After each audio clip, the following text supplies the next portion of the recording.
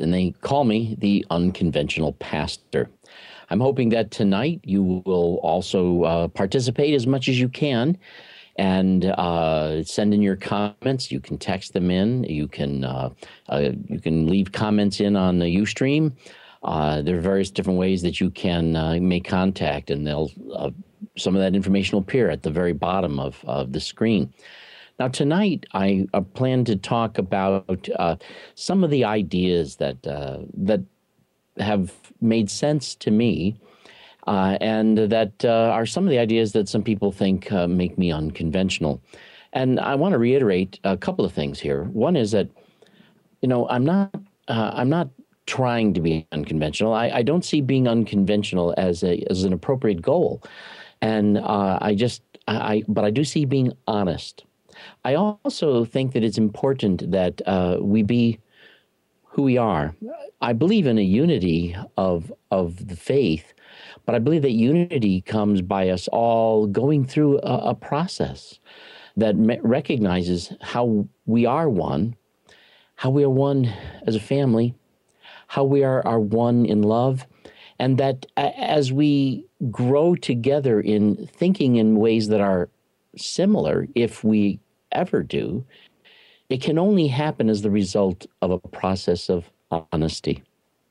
I think that it is a great violation of faith and a dishonest faith for us to try to find people we trust and then start conforming the way we think to them. And in a similar manner, I would have to say that I don't want you to do that with me. If the things that I say make sense, then, consider them. If they don't make sense, then, it's not for you, or at least not for you at this time. And who knows, maybe in time, some of these ideas I'll modify. And so what's important is this: if we will each be honest with ourselves, recognize the serious difficulties and problems in how we think, it's a process, and we'll get there.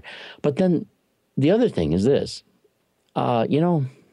I'm a thinker. It's part of who I am. It's part of my personality. But this isn't a contest. This isn't something where there's going to be a test. It is something. Life is something where if there are issues over which you have no opinion, that's perfectly fine. You don't have to have an opinion about things. But one thing that I do think distinguishes Christianity more than anything else, it is a quest of authentic love. And that is not, a doctrine. It's not an intellectual concept, although we do have to struggle with what it might mean. It has something to do more with something we can't even always define.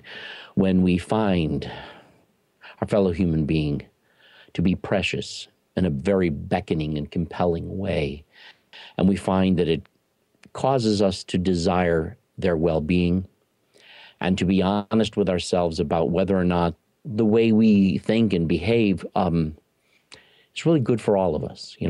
So love has more to do with this than concept or doctrine.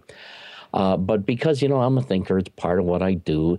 But I'll tell you something. I would give it all up and just pursue love. But the one reason I don't, I guess there's two reasons. One is I'm a thinker. I can't stop doing it. It's just part of who I am.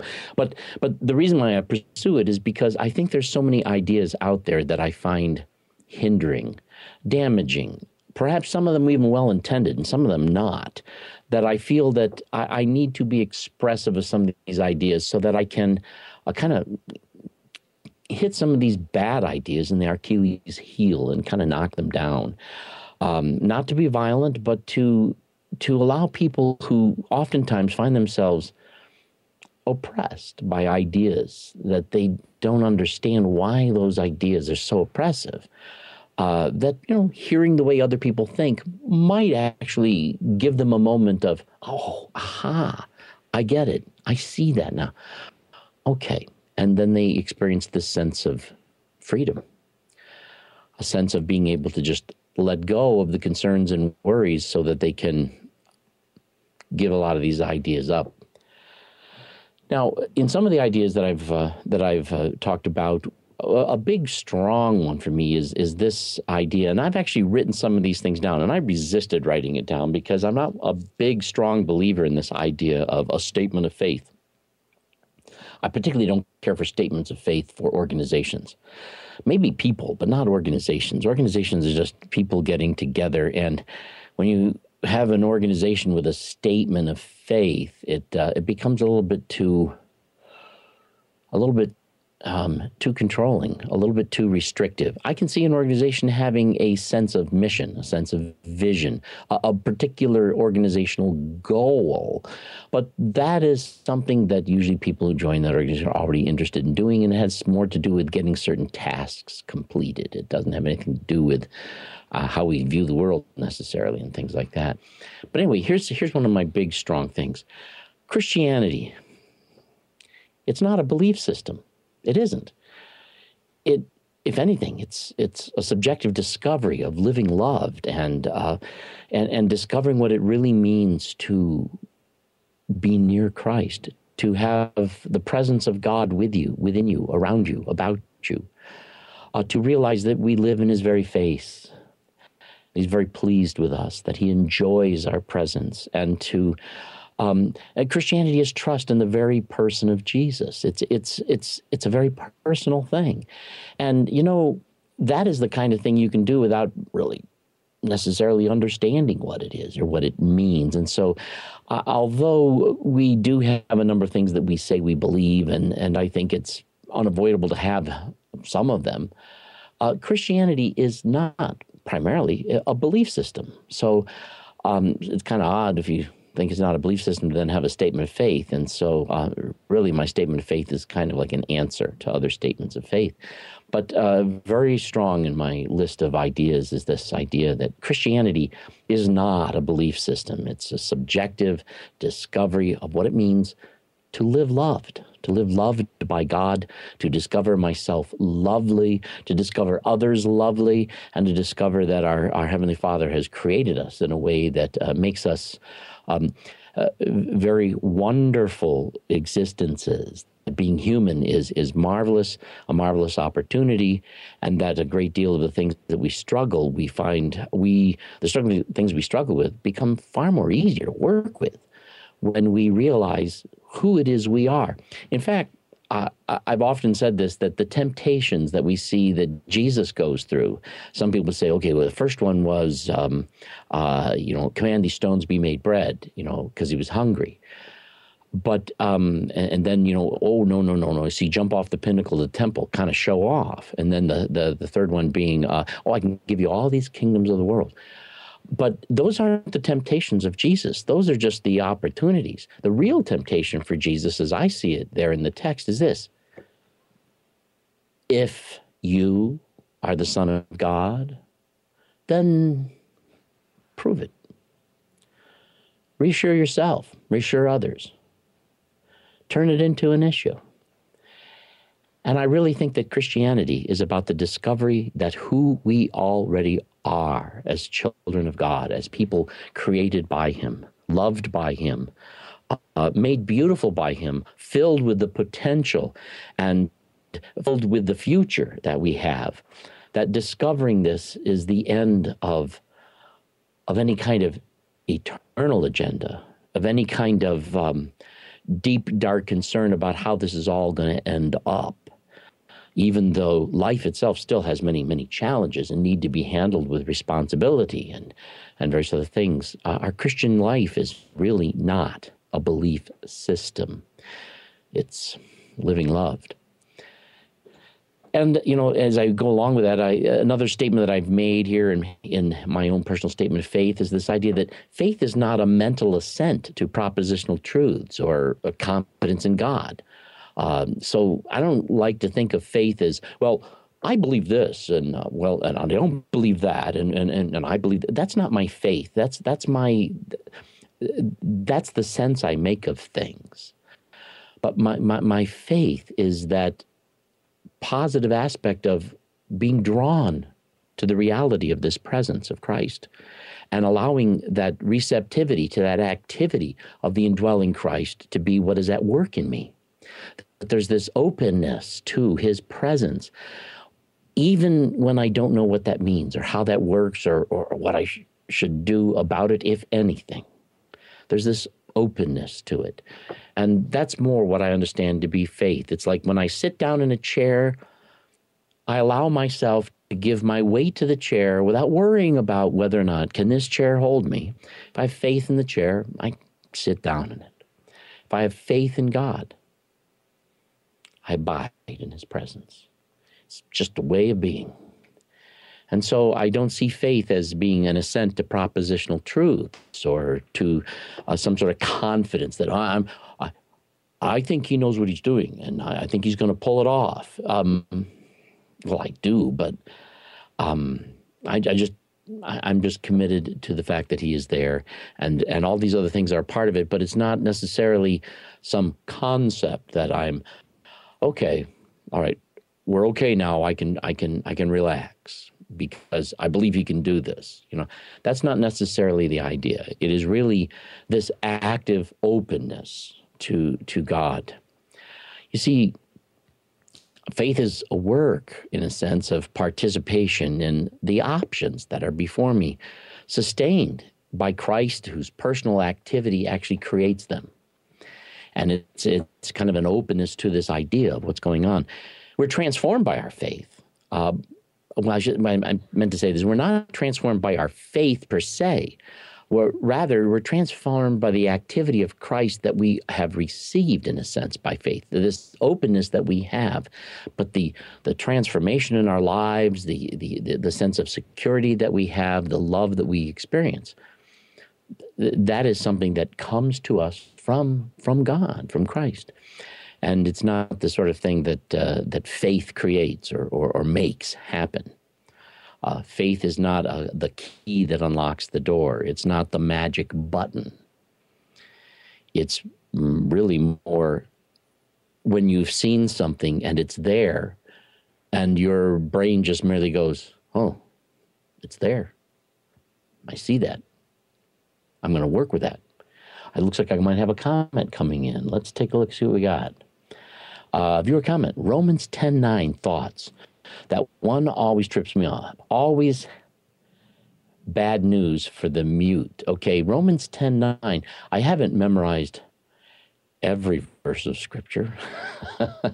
I'm being a little facetious here. There's a lot of Scripture I'm not familiar, but I'm going to take a look at this Romans 10:9. I think when I look at it, I'm going to say, oh yeah. Anyway, I've got a Bible right here that I look at. And let's see, Romans 10 and verse 9. Let's see what we got here. If you confess with your mouth Jesus is Lord and believe in your heart that God raised him from the dead, you will be saved. Well, I knew that number. I used to do this thing called the Romans Road years ago. You lead someone to Christ, and they call it the Romans Road because you start, and I guess it's been so long since I've even done anything like that. I can't remember how the weather worked. But, you have to go through these various verses. First, you got to establish the fact that they're a sinner, and then you got to establish this and that, and then how they do this and all that. And I think this is one of those verses that we used in it. Of course, we want to take a look a little more at the context here to take a look at what we're saying here. Moses describes it in this way, that righteousness that is by the law, a man who does these things will live by them, but righteousness that is by faith says, do not say in your heart, we will ascend to heaven. That is to bring Christ down, or who will descend to the deep, that is to bring Christ up from the dead. But it does say, the word is near you, it is in your mouth, it is in your heart. That is the word of faith we are proclaiming. That if you confess with your mouth Jesus is Lord and believe in your heart that God raised him from the dead, you will be saved. Well, first of all, I don't like this word saved. I think that this is a really bad translation. There's a concept that we all approach life not knowing what the risks are. And we can sometimes not be sure that it's safe. I think this is more of what it's talking about. And even here when it's saying, the word that is in your mouth, and it says, and in your heart. By the way, the word heart there, is a word that is really referring to the core. This was a concept of the Hebrew idea that the very center of yourself, the very core of yourself, the heart here in Scripture has nothing to do with emotions. It has nothing to do with love and all that. The word heart has to do with who you are at the deepest part of yourself. That when the reality of who Christ is and what's going on here reaches to your core. Jesus even said the things that are in the heart is, the abundance of those things is what the mouth speaks. This is likely to, come out in your speech, but I don't really perceive this as being some sort of a formula whereby, okay, let me try this. Okay, I confess Jesus is Lord. I mean, the whole idea that this is kind of almost like witchcraft. It's like if I give the proper incantation, then oh my goodness, I have God over a barrel, and He now has to save me. I don't think God has to save me. I think I need to know that I am safe. And I can come to know that I am safe by experiencing this reality of who Christ is and realizing by the time it reaches the core of myself, it's really okay. It really is. Now, last week I was actually talking, when it was Sunday, I was talking about it, where we were, let's see, I'm trying to remember exactly how I said it last time, this idea of safe. Well, I can't remember what I said, but we'll get back to that maybe later. Got another one. And we have one comment saying, "My faith is in absolute love." I would agree with that. That we have discovered that the foundation of how reality is going to all consummate is guaranteed by this character of God that we find in this word love. And then we discover that we are safe. I remember what I was going to say, that Jesus spent some time with his disciples, but it's not until he's approaching the end that he even broaches the question with them. Who do you say that I am? Jesus was not in any hurry to get them to being saying, you are Lord. You are the Christ, the Son of the living God. We were in no hurry to get there. He spent his time with them. He lived with them. He loved with them. They went through various situations together. He ministered to other people. They saw the healings. They saw the unusual things. They saw the way he talked to and responded to the questions that came his way, the way he spoke to the religious leaders. They began to see in him the thing that kind of grew on them. And it finally gets to the point where Peter, when asked, who do you say that I am? He goes, you're the Christ, the Son of the living God. This was something that Peter discovers as so, not just something he formulaically says in response. And in some ways, I think that these verses from Romans are really along those lines, that when we abide in God, we come to that point where the truth of this, as to what's really going on, that there's nothing for us to do. We don't have to get Christ out of hell. We don't have to rise up there to somehow pull him down and say, hey, remember me. No, the reason and the sense of this, and the thing that's going to actually come out of our mouths spontaneously, I guess, is this idea that's really reaching down to the core of our beings, that he's Christ and he is the Lord, and we're safe. And so I think that I would see it more in that kind of a way. Romans 10:9. Thanks for that. That's a good verse to use to talk about contrasting this idea. I think that we've grown so accustomed to reading the Bible and seeing it translated with such hyperbole that we've got this narrative that we're running on and maintaining and sustaining through the way we read it, the way we hear it, the way we translate it, that we end up turning it into something that I don't think really works well for us. It more sits on our back. Another idea of something that comes from my personal statement of faith that I finally put together. It took me a long time. I mean, people asked me for it, and I didn't want to give it, and they asked me, and then I said, well, finally, okay. And this was just less than a year ago, I finally put one together.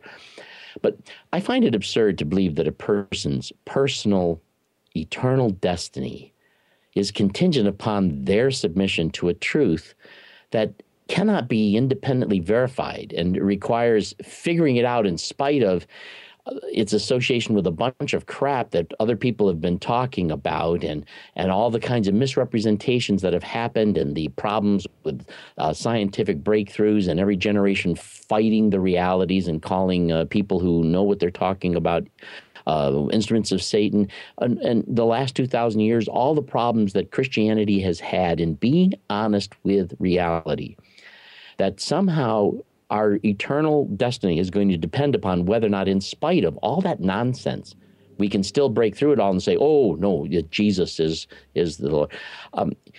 When it's in that kind of a context, I find it absolutely absurd to believe that a person's eternal destiny in any manner has to be held contingent upon an assertion that is so burdened with problems that we, people who claim to be believers, have really bundled with the message.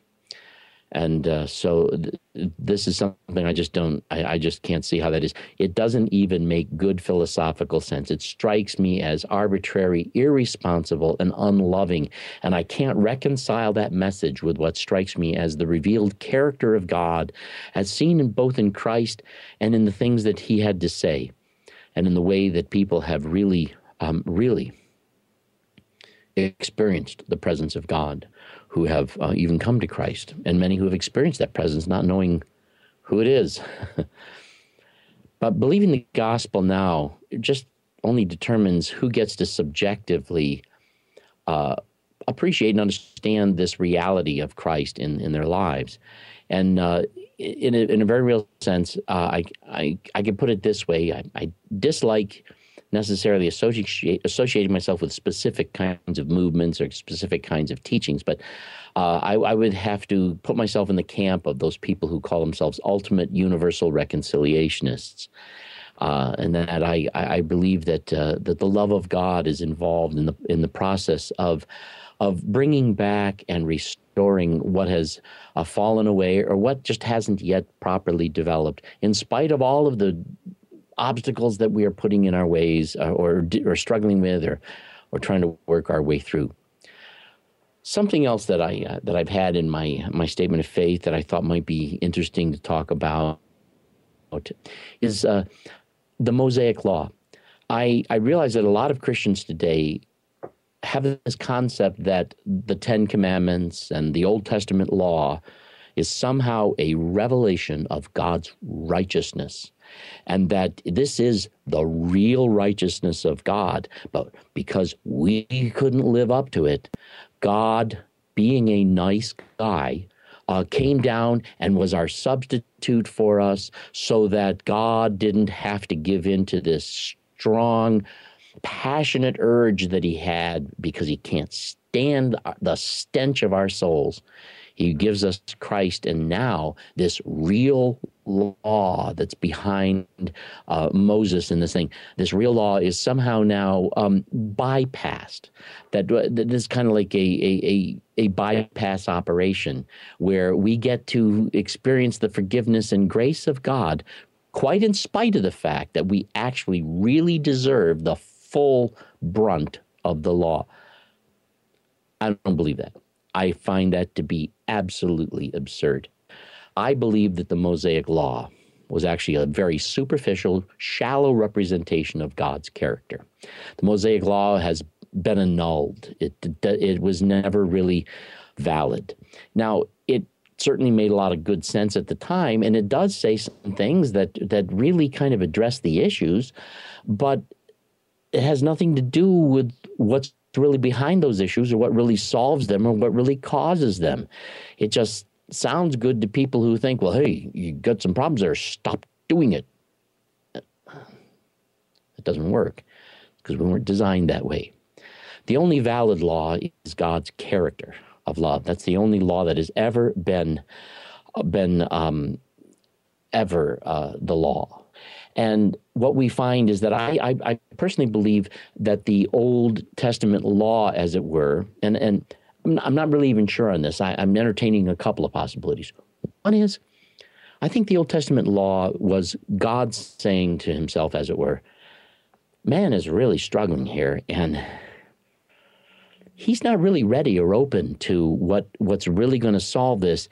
He's got to recognize, mankind, that that there's only one way this is going to work. But before we can make that one way work, we've got to eliminate contending possibilities. And one of the things that's going to make a lot of sense to human beings is this idea of thou shalt not, thou shalt, and all this other stuff. So why don't we do that? Give that the best try we can. And when we show that it doesn't work and it can't, then they'll be ready for something else that really, really does work. So I perceive the Mosaic Law as probably being an experiment intended to fail so that we can, okay, look, we really gave that a good try and it didn't work. Now we know the love of God is the only way we can really live. I got a few more comments here. That no one seeks after God line in chapter 3 is also irksome. Then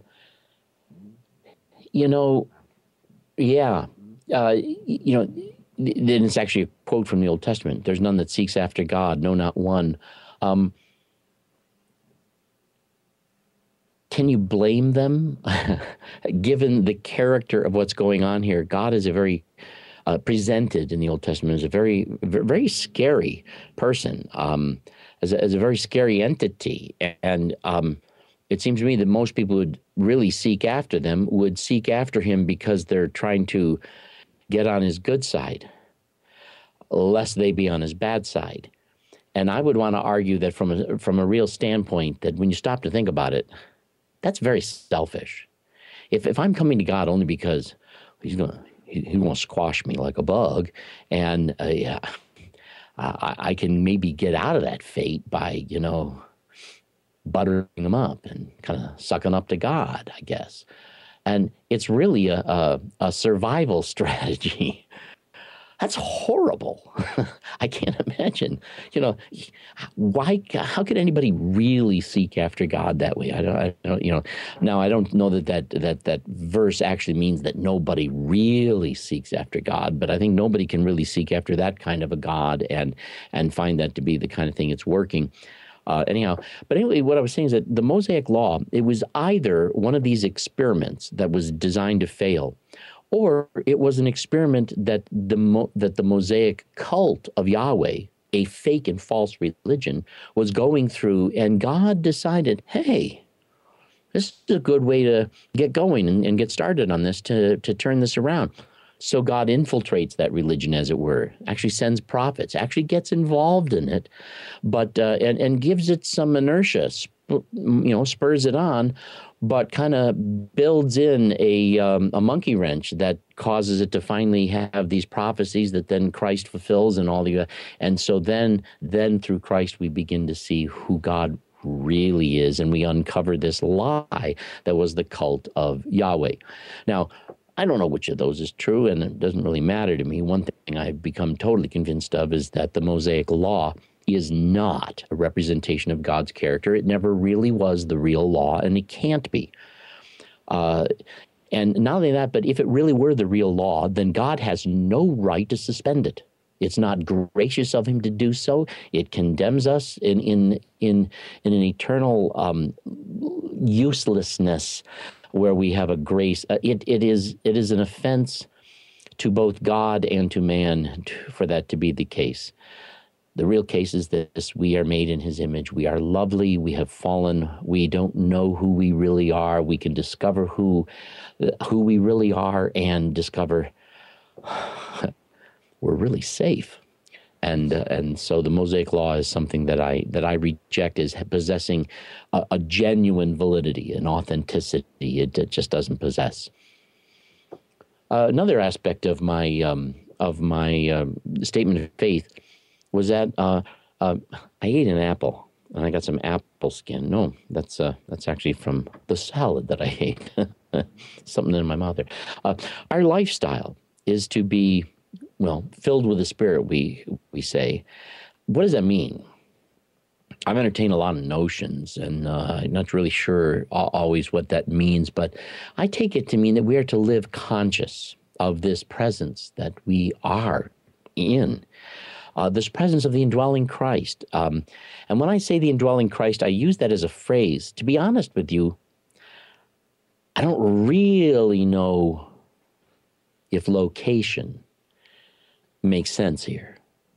Maybe it doesn't, but we talk about the indwelling Christ, and I don't know whether that's a metaphor or a reality. I really don't know, and I don't really care, because in spirit, I just don't know how location really works, and that's not my problem either.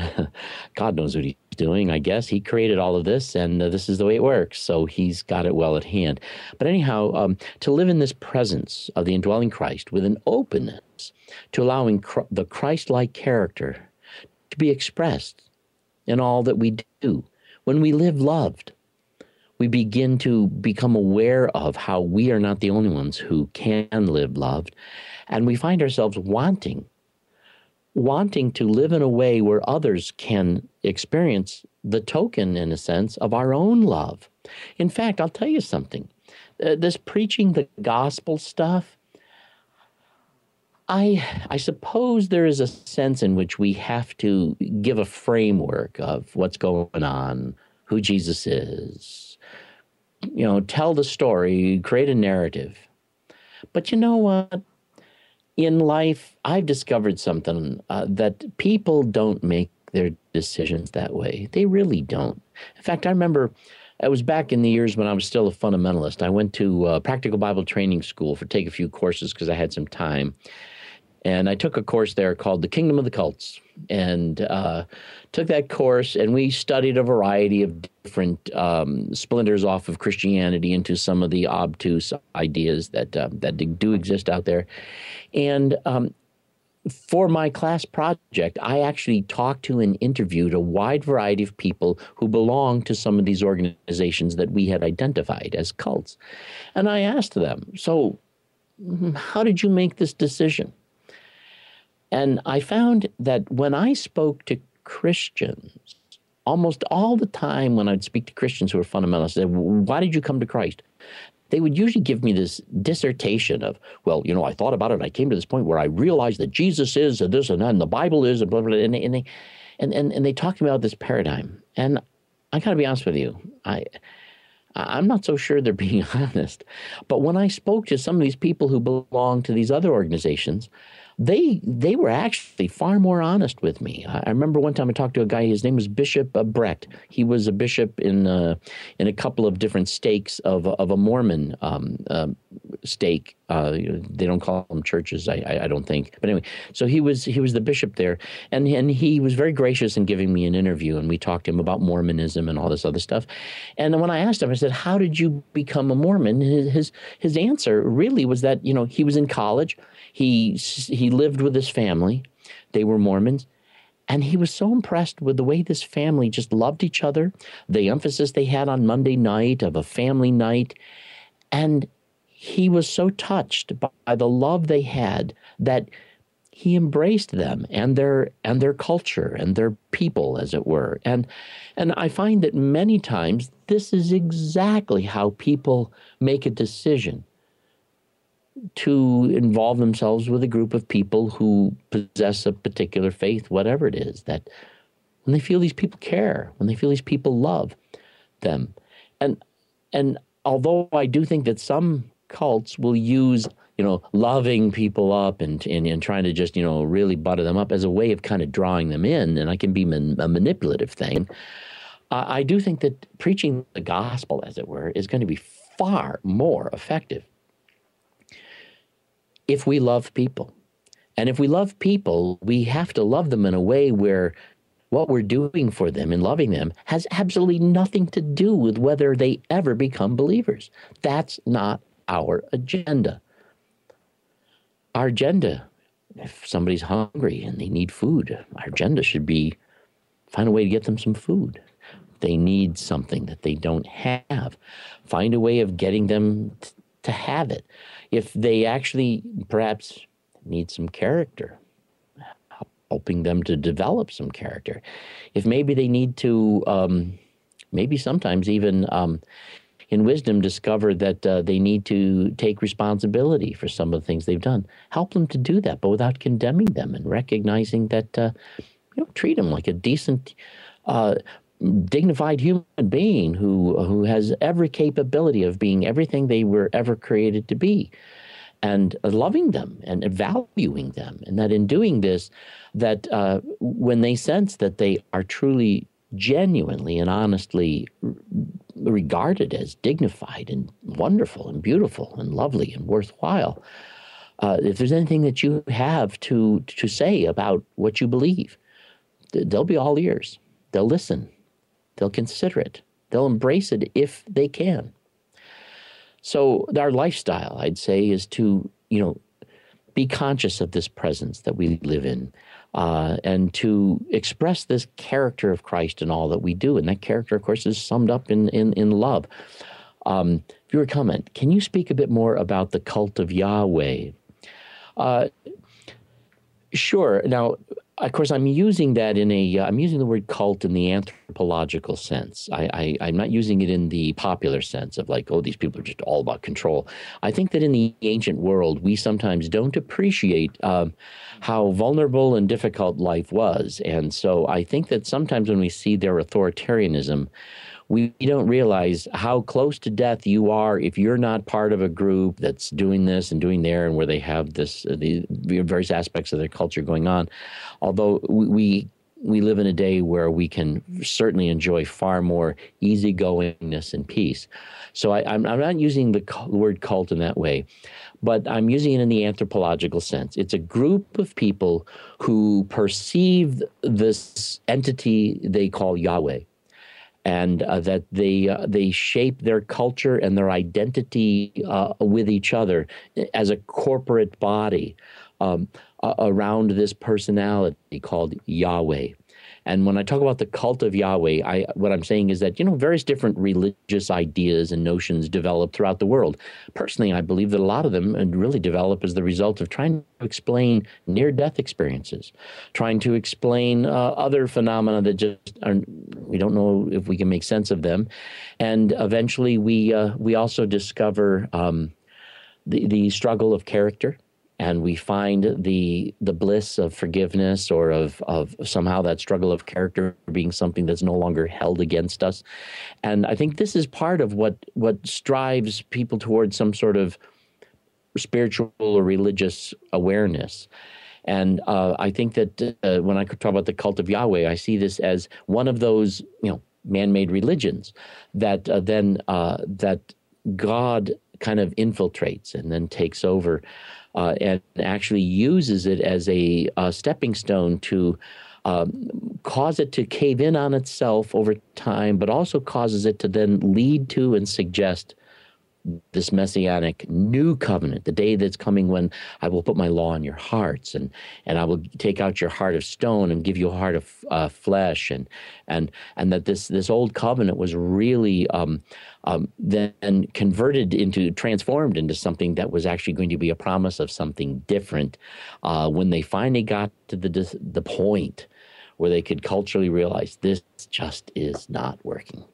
And so I hope that answers more your question about the cult of Yahweh. Thanks for the question. Thanks for the comment. I don't believe that our lifestyle is to be one of perfectionism. Perfectionism, now, that's really kind of somewhat hypocritical of me to say. I'm one of those modified perfectionists. I like to do the best I can. I aim at the best I can do. Sometimes I try to be as fastidious as I can, but I'm a modified perfectionist. Best effort I can do. Whatever turns out, hey, that's good enough for me. And so I use perfectionism in my aim, and I use serenity in the results. But our lifestyle is not one of perfectionism. Our lifestyle is one of abiding in Himism. And that's more of what it is. We're not trying to become perfect. I don't need to become perfect. An apple sitting on a tree doesn't have to decide, I'm going to be the best apple I can be. If that apple is abiding in the vine and that tree is planted in a great place, that apple has a great future as an apple. And the same thing is true with us. We're made of awesome stuff. We are human beings. We have no clue yet just awesome and wonderful and valuable it is to be who and what we are. And simply abiding in the nurture of the love of God, living loved, this is going to bring about all the development we could ever need, and it's fine, and it's a natural outgrowth and fruit of that reality as we abide in it. It naturally tends toward attitudes such as, love, joy, peace, patience, kindness, goodness, faithfulness, and gentleness, and self-control. Those things about which Galatians says there's no law against them. Now, although it is true that we cannot create these attitudes if we have not experienced them somehow modeled towards us, these are the character traits that we find modeled and nurtured in those who love us and that we experience in the presence of Christ. The reason why these are fruits of the Spirit is because we find in God love. We find in God a real joy. He is so happy to be in our presence. It brings him great joy. He loves us the same way we love our own children. And when you see your children do things, it just does your heart good to see that. And peace. And he's not at war with us. He's not at war when you sense that with him. His patience. When are you going to finally get it? I think that we as human beings find patience sometimes trying. We do have a limited time, as it were, sometimes in this life, but we see the patience of God. We see that, my goodness, when you stop to think about it, it's been 2,000 years since Jesus was here, and that's pretty patient in terms of a lot of things that are going on. The kindness, when you see this graciousness and you experience all this goodness and faithfulness, when you see it coming from people who care about you, love you, value you, and you experience this as part of what's going on when you abide in Christ, then it just becomes second nature to begin behaving this way yourself as you've had it modeled to you. It's just a natural thing to do. It's part of what that means to abide in the vine. So we don't create these attitudes, and we don't try to muster up love or muster up. We just experience it and then just reflect it, and as it grows in us. We find these attitudes are part of the indwelling Christ. We have another wrap within 5. Yeah, oh well, isn't that the way it goes? I skipped several comments. Okay, let me see. That no one seeks after God. Okay, I'm about to nickname him Butter because he's on a roll. Thank you. I agree that we should read safe with thou shalt, just like the Greek. We are safe. For your comment, can you speak a little bit more? Okay, I think I got those comments then. Yeah. Okay, awesome. Now, we human beings, we're vulnerable and we're very dependent creatures. We really can't live entirely on our own on the physical and conscious planes. We can creatively modify our environments and engage in relationships, but unlike God, we can't create options that don't exist. And so we can only look to our physical and our social environment to modify the environment, to make changes. And that's all that we really need to do. Now, we might talk about how that's being very creative, and it is. But at the same time, we're creative by rearranging the things we find already. One more at the bottom. Okay, Vermi, can you speak a little bit more? Okay, you skipped several comments. Viewer comment. What is your definition of absolute love? What is my definition of absolute love? Well, I understand love to not be an emotion. I think that many emotions will attend love, but I think that love is an awareness. It is a consciousness. It is awareness of incredibly high value. It is an arresting awareness. It is the discovery that something, someone, is just unspeakably valuable in such a way as that it then motivates us. We find ourselves so motivated that we want to live in a way that celebrates that awesomeness, that value. It motivates us to want to live in such a way as we declare that value. You want to tell people, I think you're awesome. I think you're wonderful. You want to celebrate it and declare it, make it known. But also it motivates you to want to make sure that you don't do anything that would violate it or spoil it. And so I see love as being an awareness and a consciousness. Now, in that, there's also going to be a great deal of affection. In that, there's going to be a great deal of effort and nurture.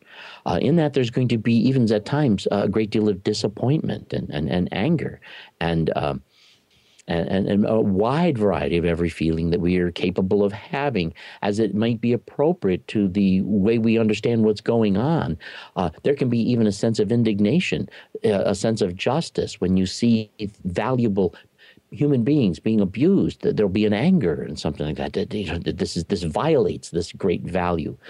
And so I see love as more an awareness of this value, the discovery of just how valuable human beings are, this image of God in us. And it becomes something that we treasure.